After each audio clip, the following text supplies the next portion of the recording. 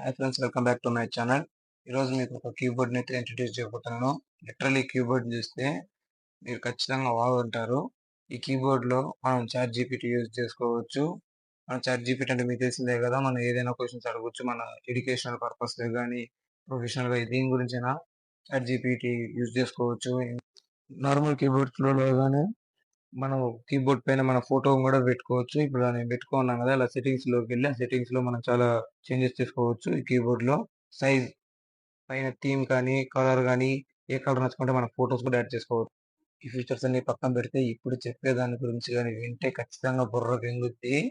ఈ ఫీచర్ నాకు చాలా బాగా నచ్చింది. ఇందులో మనకు ఒకవేళ లీవ్స్ కావాలన్నా కానీ మన హెచ్ఎంస్ టీచర్స్ కి కానీ ఇన్విజిలేటర్ ఎండి కానీ ఇలాంటి వాళ్ళకి మనం లెటర్స్ రాయాలంటే మన గురించి తెలిసిందే కదా, మనకి ఇంగ్లీష్ కంటే బూతులు ఎక్కుంటాయి.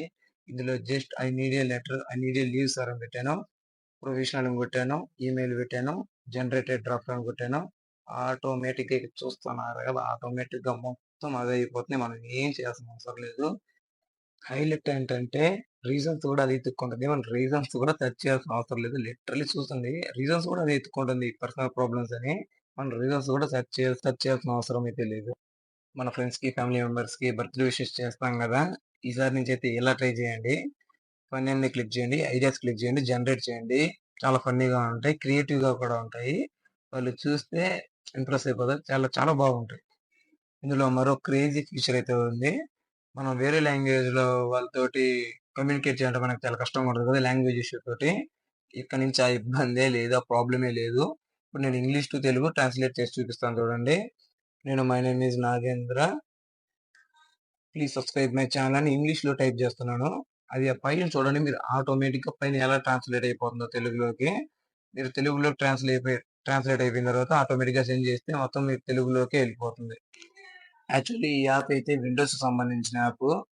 ఇంకా మనకి ఇందులో ఇవే కాదు, ఇంకా చాలా ఫీచర్స్ అయితే ఉన్నాయి. సెర్చ్ అని, టోన్ అని, మీరు ఎక్కడికి గూగుల్ కి ఎక్కడికి వెళ్ళాల్సిన అవసరం లేదు. ఇమేజెస్ డైరెక్ట్ ఇక్కడ సెర్చ్ చేసుకొని డౌన్లోడ్ చేసుకోవచ్చు.